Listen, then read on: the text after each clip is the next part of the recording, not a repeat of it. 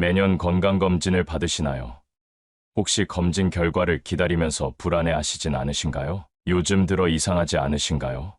건강검진을 받을 때마다 새로운 병명이 하나씩 늘어나고 약을 먹어도 좋아지는 것 같지 않은데 검사 결과는 자꾸만 나빠진다고 하고 오늘은 여러분께 충격적인 진실을 말씀드려야겠습니다. 현직 의사들도 인정한 건강검진의 불편한 진실입니다. 잠시 이 통계 자료를 보시겠습니다. 최근 5년간 건강검진 후 처방받은 약물로 인한 부작용 사례가 매년 15%씩 증가했다고 합니다. 더 놀라운 것은 80세 이상 어르신들의 경우 건강검진 후 받은 치료 과정에서 오히려 건강이 악화되는 경우가 45%나 된다는 사실입니다. 여러분, 이런 생각해 보신 적 있으신가요?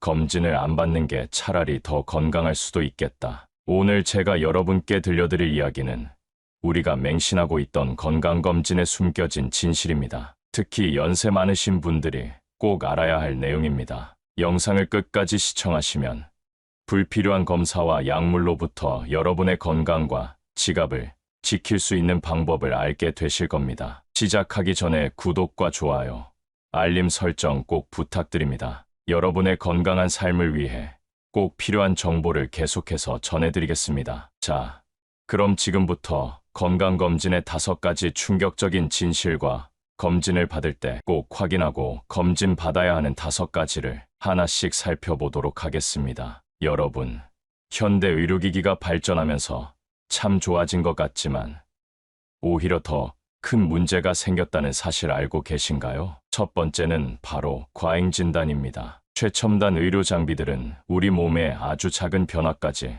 모두 찾아냅니다. 머리카락 두께보다 더 작은 종양도, 혈관의 아주 작은 변화도 모두 발견하죠. 하지만 여기서 중요한 점이 있습니다. 우리 몸은 살아있는 유기체입니다. 시시각각 변화하고 스스로 치유하는 능력이 있죠. 특히 연세 드신 분들의 경우 몸의 작은 변화들은 자연스러운 노화 현상인 경우가 대부분입니다. 예를 들어 볼까요?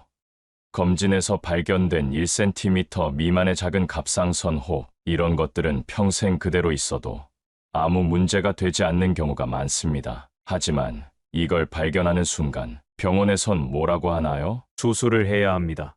정밀 검사가 필요합니다. 즉시 치료를 시작해야 합니다. 이렇게 시작된 치료가 오히려 여러분의 건강을 해칠 수 있습니다. 불필요한 수술과 약물 치료가 시작되고 거기서 또 다른 문제가 발견되면서 끝이 없는 검사와 치료의 악순환이 시작되는 거죠. 제가 최근에 만난 김순자 할머니의 이야기를 들려드리겠습니다. 건강검진에서 폐에 작은 음영이 발견됐다고 합니다. 그 후로 3개월 동안 5번의 추가 검사를 받으셨고 결국 아무 문제 없다는 결과를 받으셨죠. 하지만 그 과정에서 겪으신 불안과 스트레스로 불면증이 생기셨고 지금은 수면제를 복용하고 계신다고 합니다. 이처럼 과잉 진단은 불필요한 걱정과 치료를 만들어냅니다. 특히 연세 드신 분들은 이런 과잉 진단의 위험에 더 취약하십니다. 그렇다면 어떻게 해야 할까요? 첫째, 증상이 없는 상태에서 발견된 경미한 이상은 즉각적인 치료보다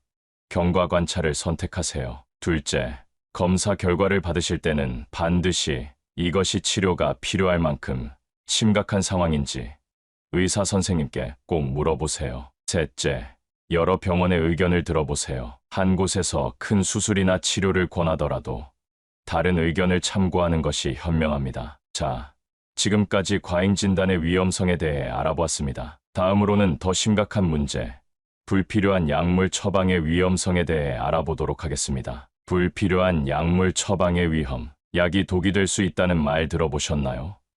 오늘은 건강검진 후 흔히 발생하는 약물 과다 처방의 심각성에 대해 말씀드리겠습니다. 건강검진을 받고 나면 의뢰 따라오는 것이 있죠. 콜레스테롤 약, 혈압약, 당뇨약, 고지혈증약, 심지어 이상 수치가 경계성인데도 예방 차원에서 라며 약을 처방받는 경우가 많습니다. 제가 충격적인 통계 하나를 보여드리겠습니다. 우리나라 65세 이상 어르신들 중 무려 82%가 2가지 이상의 약을 동시에 복용하고 계신다고 합니다. 그중 절반 이상은 건강검진 이후 시작된 약물이라고 하네요.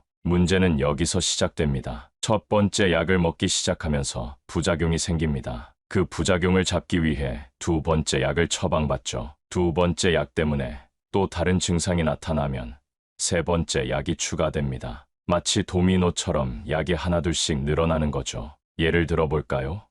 혈압약을 드시다 보면 기침이 심해질 수 있습니다. 기침 때문에 진해제를 처방받으시죠. 진해제 때문에 위장이 불편해지면 위장약이 추가됩니다. 이렇게 약이 늘어날수록 위험은 커집니다. 약들끼리 서로 부작용을 일으킬 수 있기 때문이죠. 의학용어로 이걸 약물 상호작용이라고 합니다. 특히 연세 드신 분들은 더 조심하셔야 합니다. 나이가 들수록 약물 대사 능력이 떨어지기 때문에 젊은 사람보다 부작용이 더 심각할 수 있습니다. 그럼 어떻게 해야 할까요? 첫째, 새로운 약을 처방받을 때는 반드시 현재 복용 중인 모든 약을 의사 선생님께 알려주세요. 한약이나 영양제도 포함해서요. 둘째, 약을 처방받을 때는 꼭 물어보세요. 이 약이 꼭 필요한가요?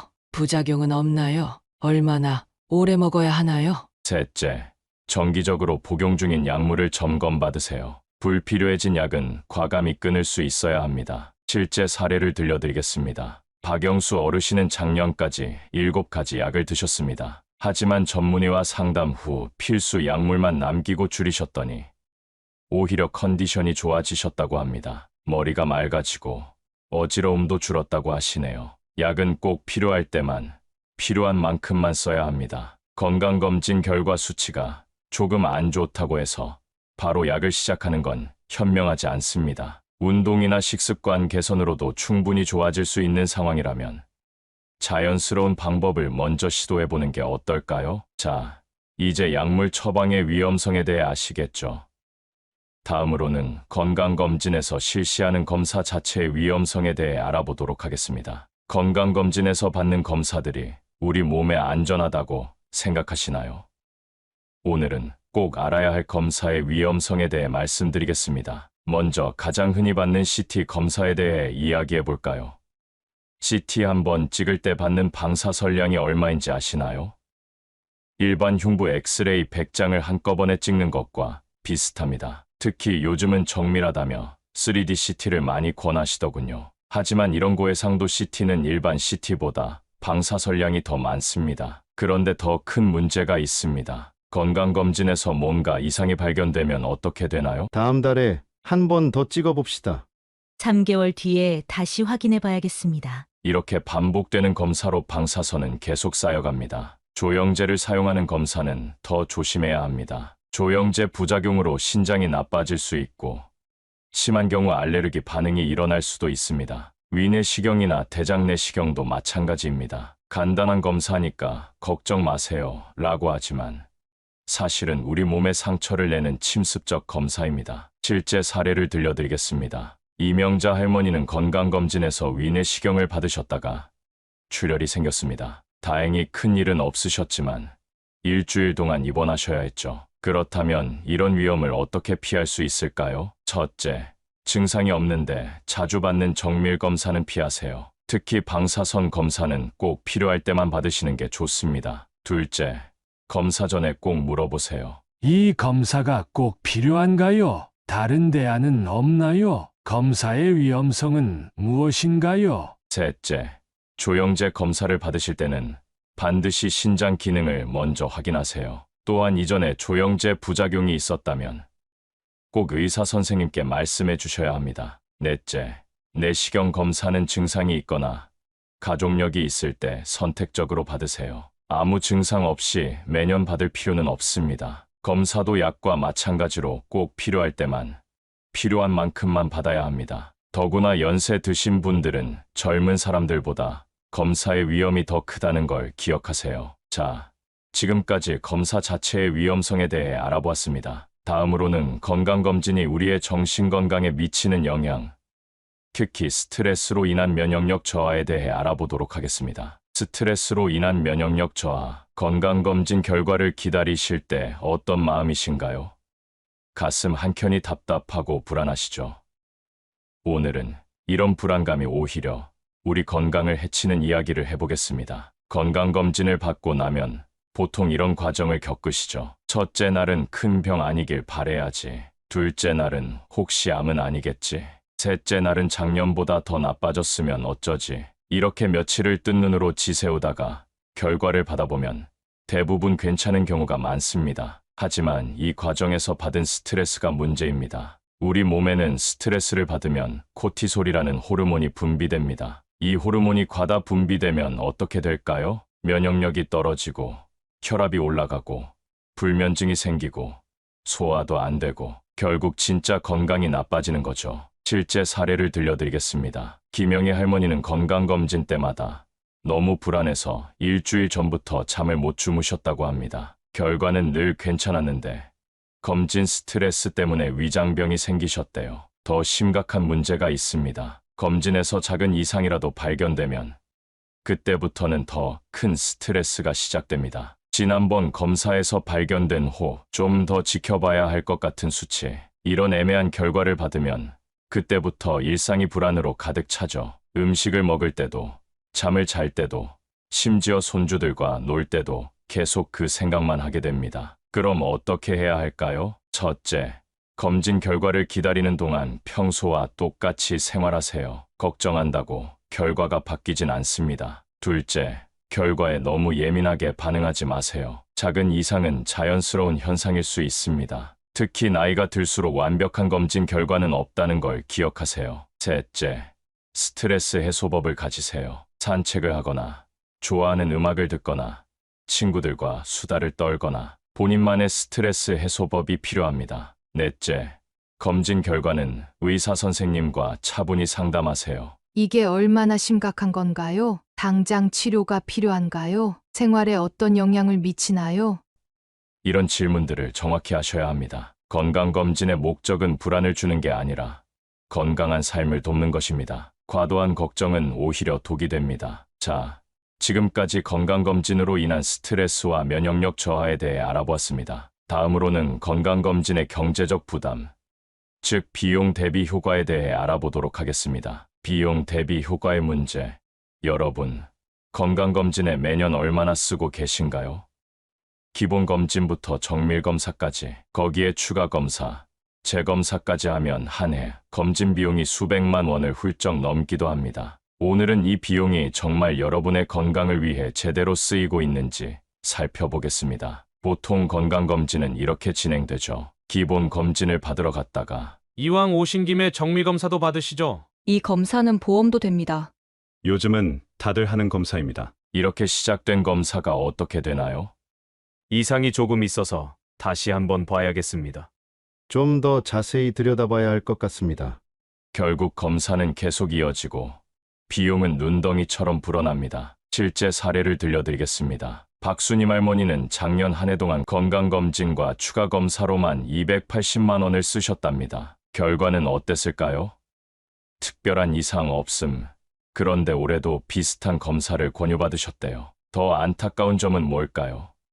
이런 고액의 검진 비용이 실제로는 건강 개선에 큰 도움이 되지 않는다는 점입니다. 의학 연구에 따르면 과도한 검진은 오히려 불필요한 치료로 이어질 수 있고, 이는 결과적으로 의료비 부담만 가중시킨다고 합니다. 그럼 어떻게 하면 현명하게 검진 비용을 활용할 수 있을까요? 첫째, 기본검진은 국가건강검진으로 충분합니다. 국가에서 제공하는 기본 항목들은 꼭 필요한 것들로 구성되어 있습니다. 둘째, 추가검사는 신중하게 선택하세요. 먼저, 본인의 나이를 고려해야 합니다. 예를 들어 70대 이상이신 분들께 20대, 30대에게 하는 것과 같은 강도 높은 검사를 권유하는 것은 적절하지 않습니다. 연령대별로 필요한 검사가 다르기 때문이죠. 가족력도 매우 중요한 기준입니다. 부모님이나 형제자매 중에 특정 질환이 있으신 경우에만 관련 정밀검사를 받으시면 됩니다. 가족력이 전혀 없는데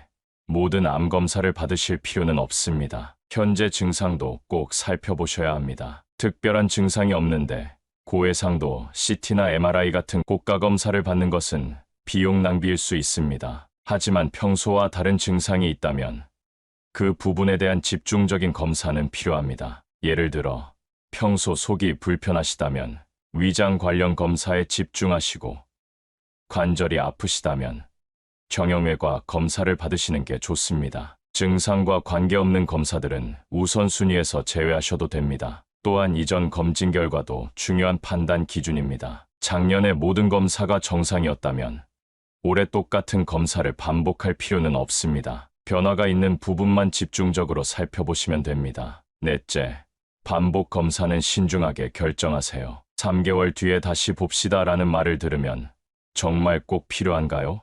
라고 물어보세요. 다섯째, 고가의 정밀 검사는 반드시 전문의와 상담 후 결정하세요. 값비싼 검사가 항상 좋은 것은 아닙니다. 자, 지금까지 건강검진의 비용 문제에 대해 알아보았습니다. 지금까지 건강검진의 5가지의 문제점들을 말씀드렸는데요. 그렇다고 모든 검진을 하지 말라는 뜻은 아닙니다. 오늘은 정말 꼭 필요한 기본검진에 대해 알아보겠습니다. 첫 번째는 혈압 검사입니다. 혈압은 우리 몸의 전반적인 건강 상태를 보여주는 가장 기본적인 지표입니다. 특히 고령자분들은 3개월에 한 번은 꼭 체크하셔야 합니다. 두 번째는 기본 혈액 검사입니다. 혈당, 콜레스테롤, 간 기능, 신장 기능, 이런 기본적인 수치들은 매년 한 번씩 확인하시는 게 좋습니다. 세 번째는 소변 검사입니다. 소변 검사 한 번으로 신장질환, 당뇨병, 요로 감염 등 여러 가지 건강 상태를 확인할 수 있습니다. 이런 기본 검사들의 특징이 뭘까요?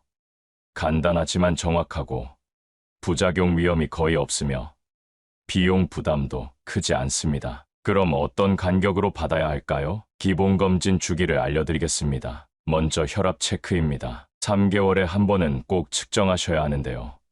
혈압이 정상이더라도 정기적인 확인이 필요합니다. 요즘은 가정용 혈압계가 정확해져서 집에서도 충분히 측정할 수 있습니다. 특히 아침에 일어나서 한 번, 저녁에 쉬기 전에 한 번씩 재보시면 더욱 정확한 혈압 변화를 알 수 있습니다. 기본 혈액 검사는 1년에 한 번은 꼭 받으셔야 합니다. 이때 중요한 것은 전날 저녁부터 8시간 이상 공복 상태를 유지하셔야 한다는 점입니다. 국가에서 제공하는 기본 건강검진의 혈액 검사만으로도 충분한 정보를 얻을 수 있습니다. 만약 수치가 정상 범위를 벗어났을 때만 추가 정밀 검사를 받으시면 됩니다. 소변 검사도 매년 한 번은 필요합니다. 아침에 처음 보시는 소변으로 검사하는 것이 가장 정확한데요. 이 간단한 검사 하나로 신장질환, 당뇨병, 염증 여부까지 많은 건강 정보를 알 수 있습니다. 만약 검사에서 이상이 발견되면 3개월이나 6개월 간격으로 다시 검사 받으시면 됩니다. 여기서 매우 중요한 점을 말씀드리겠습니다. 다음 4가지 증상이 나타나면 정기검진 시기와 관계없이 즉시 병원을 방문하셔야 합니다. 먼저, 심한 두통이 계속된다면 큰 위험 신호일 수 있습니다. 특히 평소와 다른 양상의 두통이 지속되면 뇌 질환의 가능성도 있으니 반드시 확인하셔야 합니다. 갑작스러운 체중 변화도 중요한 신호입니다. 한 달 안에 3kg 이상 늘거나 줄면 각별한 주의가 필요합니다. 이는 심각한 질환의 초기 증상일 수 있기 때문입니다. 극심한 피로감이 계속된다면 이것도 위험 신호입니다. 잠을 충분히 자도 피로가 가시지 않거나 일상생활이 어려울 정도로 기운이 없다면 꼭 검사 받으셔야 합니다. 마지막으로 평소에 없던 통증이 생기면 절대 참지 마시고 병원을 찾으세요. 특히 가슴 통증, 복통, 관절통 등이 갑자기 심해지면 즉시 진료받으셔야 합니다. 또한 기본검진에서 이상이 발견되면 그때 추가 검사를 받으시면 됩니다. 미리 겁먹고 모든 검사를 다 받으실 필요는 없습니다. 그리고 꼭 기억하세요. 검사 결과는 반드시 메모해 두시고 이전 결과와 비교해 보는 것이 중요합니다. 갑작스러운 수치 변화가 있다면 의사 선생님과 상담하셔야 합니다. 마지막으로 검진 결과가 좋다고 안심하고 방심하시면 안 됩니다. 규칙적인 생활 습관을 유지하는 것이 어떤 검사보다 더 중요하니까요. 자, 지금까지 꼭 필요한 기본검진에 대해 알아보았습니다. 다음으로는 현명한 건강검진 활용법에 대해 자세히 알아보도록 하겠습니다. 첫째, 증상이 있을 때는 집중 검진이 필요합니다. 평소와 다른 느낌이 있다면 그 부분에 집중하세요. 예를 들어 소화가 잘 안 된다면 위장 검사를, 가슴이 답답하다면 심장 검사를 받으시면 됩니다. 증상 없는 부위까지 무작정 검사할 필요는 없습니다. 둘째, 가족력을 꼭 확인하세요. 부모님이나 형제자매의 병력을 정리해 두시고 의사 선생님께 꼭 말씀해 주세요. 특히 부모님이 심장병이 있으셨다면 심장 검사를, 대장암 가족력이 있다면 대장 검사를 주기적으로 받으시면 됩니다. 셋째, 검진 결과를 잘 보관하고 비교하세요. 매년 받는 검사 결과를 한 곳에 모아두세요. 작년과 올해의 수치를 비교해보면 건강 변화를 쉽게 파악할 수 있습니다. 갑자기 수치가 많이 변했다면 그 부분에 대해 집중적으로 살펴보시면 됩니다. 넷째, 의사와의 소통을 강화하세요. 검진 전에 미리 궁금한 점을 메모해두세요. 이 검사가 꼭 필요한가요? 다른 대안은 없나요? 부작용은 없나요? 이런 질문들을 준비해 두시면 좋습니다. 다섯째, 정기적인 기본검진을 유지하세요. 국가에서 제공하는 기본 건강검진은 꼭 받으시는 것이 좋습니다. 여기서 이상이 발견되면 그때 추가 검사를 고려하시면 됩니다. 여섯째, 검진 결과에 너무 연연하지 마세요. 약간의 수치 변화는 자연스러운 현상입니다. 특히 연세가 있으신 분들은 완벽한 수치를 기대하실 필요가 없습니다. 일곱째, 생활습관 개선을 우선하세요. 검사 결과가 좋지 않다면 먼저 생활습관부터 점검해 보세요. 식사, 운동, 수면, 이런 기본적인 생활습관 개선만으로도 많은 수치들이 좋아질 수 있습니다. 특별히 주의하실 점이 있습니다. 검진 결과가 좋지 않더라도 지나치게 걱정하지 마세요. 한두 가지 수치가 정상 범위를 벗어났다고 해서 큰 병이 있는 건 아닙니다. 반대로 검진 결과가 좋다고 해서 건강관리를 소홀히 하시면 안 됩니다. 검진은 그저 현재 상태를 보여주는 스냅 사진 같은 것일 뿐입니다. 결국 가장 중요한 것은 일상적인 건강관리입니다. 정기적인 기본검진과 함께 규칙적인 생활습관을 유지하는 것, 이것이 진정한 건강관리의 핵심입니다. 지금까지 현명한 건강검진 활용법에 대해 알아보았습니다. 지금까지 많은 내용을 살펴보았는데요. 이제는 노년기에 특히 주의해야 할 위험한 검진 항목들을 알려드리겠습니다. 첫 번째는 고해상도 CT 검사입니다. 요즘 많은 병원에서 정밀하다며 권하는 검사인데요. 사실 노년층에게는 매우 위험할 수 있습니다. 한번 촬영할 때 받는 방사선량이 일반 엑스레이의 100배나 된다고 합니다. 게다가 조영제를 사용하면 신장에 무리가 갈 수 있어요. 특히 작은 병변이 발견되면 불필요한 검사의 연속으로 이어질 수 있습니다. 두 번째는 전신 PET-CT입니다. 암을 조기 발견한다며 많이 권하는 검사죠. 하지만 이 검사는 방사선량이 매우 높고 비용도 상당히 비쌉니다. 더 큰 문제는 나이가 드시면서 생기는 자연스러운 변화를 병으로 오인할 수 있다는 거예요. 검사 전후로 오래 금식해야 해서 체력 소모도 상당합니다. 세 번째는 침습적 대장 내시경입니다. 내시경 검사가 꼭 나쁜 건 아니지만 연세 드신 분들은 특별히 주의하셔야 해요. 장이 약해져 있어서 천공될 위험이 높고 출혈이 생길 수도 있습니다. 특히 장을 비우는 과정에서 탈수나 전해질 불균형이 생길 수 있어요. 마취 과정의 위험도 무시할 수 없습니다. 네 번째는 과도한 심장 정밀 검사입니다. 운동 부하 검사를 할 때 넘어질 위험이 있고 심장 카테터 검사는 출혈 위험이 높습니다. 게다가 조영제를 사용하면 신장에 무리가 갈 수 있죠. 때로는 불필요한 시술로 이어져 더 큰 위험을 초래할 수 있습니다. 다섯 번째는 전신 조영제 MRI입니다. 폐쇄된 공간에서 오랜 시간 진행되는 검사라 많은 어르신들이 힘들어하십니다. 조영제를 사용하면 신장에 부담이 되고 장시간 누워 있어야 해서 체력 소모가 큽니다. 그렇다면 이런 검사들을 무조건 피해야 할까요?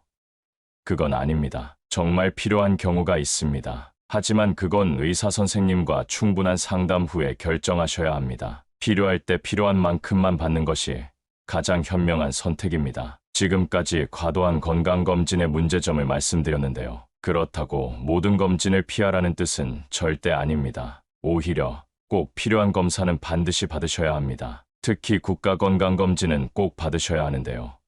왜 그런지 자세히 설명드리겠습니다. 국가건강검진의 장점을 보시면 첫째, 전문가들이 심사숙고해서 정한 꼭 필요한 검사들로만 구성되어 있습니다. 불필요한 검사는 포함되어 있지 않죠. 둘째, 비용 부담이 거의 없습니다. 건강보험 가입자라면 대부분 무료로 혹은 아주 적은 비용으로 받으실 수 있습니다. 셋째, 검진 이력이 체계적으로 관리됩니다. 매년 같은 항목을 검사하기 때문에 건강 변화를 정확하게 파악할 수 있죠. 그리고 매우 중요한 것이 있습니다. 바로 담당 의사 선생님과의 상담입니다. 의사 선생님과 상담하실 때는 이렇게 해보세요. 선생님, 제 나이와 상태에서 꼭 필요한 검사가 뭐가 있을까요? 지금 제가 받는 약이나 기존 질환으로 인해 특별히 주의해야 할 검사가 있나요? 기본 검진 외에 제가 추가로 받아야 할 검사가 있을까요? 이런 질문들을 하시면 의사 선생님께서 여러분의 상태에 맞는 맞춤형 검진을 추천해 주실 겁니다. 특히 다음과 같은 경우에는 의사 선생님과 꼭 상담하셔야 합니다. 고혈압이나 당뇨병 같은 만성질환이 있으신 분, 특정 질환의 가족력이 있으신 분, 수술을 받으신 적이 있는 분, 지속적으로 약을 복용하시는 분, 이런 경우에는 기본 검진 외에도 추가로 필요한 검사들이 있을 수 있기 때문입니다. 하지만 여기서도 주의하실 점이 있습니다. 의사 선생님이 추천하시는 검사라도 왜 이 검사가 필요한지, 어떤 위험이 있는지 꼭 물어보시고 이해하신 후에 받으세요. 그리고 검사 결과를 받으시면 반드시 의사 선생님과 상담하세요. 수치만 보고 겁먹지 마시고 전문가의 설명을 들으신 후에 차후 관리 방법을 결정하시면 됩니다. 결국 건강검진은 무조건 피하거나 무조건 받는 게 아니라 현명하게 선택하는 것이 중요합니다. 국가검진은 기본으로 받으시고 추가 검사는 전문의와 상담 후 신중하게 결정하시면 됩니다. 오늘은 건강검진의 진실에 대해 함께 알아보았습니다. 옛 성현의 말씀 중에 이런 구절이 있습니다. 과유불급, 지나친 것은 모자란 것만 못하다는 뜻이죠. 건강검진도 마찬가지입니다. 지나친 검사와 걱정이 오히려 건강을 해칠 수 있습니다. 히포크라테스도 이런 말을 했습니다. 의사의 첫 번째 의무는 해를 끼치지 않는 것이다. 불필요한 검사와 치료가 때론 더 큰 해가 될 수 있다는 의미일 것입니다. 우리가 오늘 배운 내용을 다시 한번 정리해 볼까요? 과도한 건강검진이 오히려 건강을 해칠 수 있다는 것, 불필요한 검사가 새로운 질병의 시작이 될 수 있다는 것, 그리고 검진 스트레스가 실제 건강을 악화시킬 수 있다는 점까지. 하지만 모든 검진을 피하라는 뜻이 아닙니다. 꼭 필요한 검사는 반드시 받으셔야 합니다. 건강검진의 황금률을 기억해 주세요. 첫째, 국가건강검진은 꼭 받으세요. 둘째, 증상이 있을 때는 바로 검사 받으세요. 셋째, 추가 검사는 전문의와 상담 후 결정하세요. 특히 연세 드신 분들은 더욱 현명한 선택이 필요합니다. 모든 검사를 다 받는다고 건강해지는 것이 아니니까요. 결국 가장 중요한 것은 일상적인 건강관리입니다. 규칙적인 생활습관, 적당한 운동, 그리고 긍정적인 마음가짐, 이것이야말로 진정한 건강의 비결입니다. 오늘 영상이 도움이 되셨다면 좋아요와 구독 부탁드립니다. 알림 설정도 해두시면 좋은 정보를 계속 받아보실 수 있습니다. 여러분의 건강한 노년의 삶을 위해 앞으로도 좋은 정보를 계속 전해드리도록 하겠습니다. 건강한 하루 보내세요. 끝까지 시청해주셔서 감사합니다. 구독자 여러분의 황금빛 인생을 응원하겠습니다. 행복한 하루 되세요. 감사합니다.